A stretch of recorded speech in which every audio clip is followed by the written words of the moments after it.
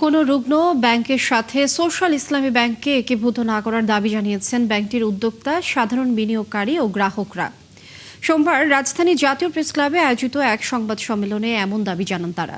এই সময় বক্তারা জানান, ২৪-এর গণ অভ্যুত্থানের পর পর্ষদ পুনর্গঠিত হলেও সেখানে প্রকৃত উদ্যোক্তাদের পাশ কাটিয়ে অনভিজ্ঞ ব্যক্তিদের দায়িত্ব দেওয়া হয়েছে। ফলে ব্যাংকের প্রতি গ্রাহক আস্থা ফিরছে না। তাই ব্যাংকটি রক্ষায় প্রকৃত উদ্যোক্তাদের হাতে এর পরিচালনা পর্ষদ ফিরিয়ে দেওয়ার জোর দাবি জানানো হয় সংবাদ সম্মেলন থেকে। বক্তারা আরও বলেন, বিগত স্বৈরাচারী সরকারের মদদে সোশ্যাল ইসলামী ব্যাংক দখলের পর ঘটে যাওয়া লুটপাটের দায় সাধারণ বিনিয়োগকারীদের উপর চাপানো হয়েছে।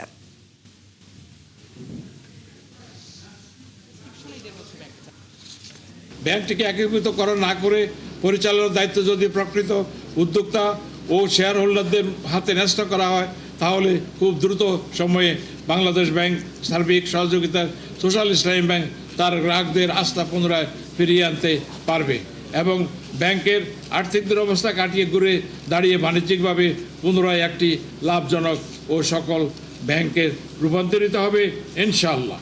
আমরা সম্পূর্ণ আস্থাশীল যে যদি প্রকৃত উদ্যোক্তা ও শেয়ার হোল্ডারদেরকে ব্যাংকটিকে সঠিকভাবে পরিচালনা করার সুযোগ দেওয়া হয়, তবে ব্যাংকটিকে দ্রুততম সময়ের মধ্যে আগের অবস্থানে নিয়ে যাওয়া সম্ভব হবে।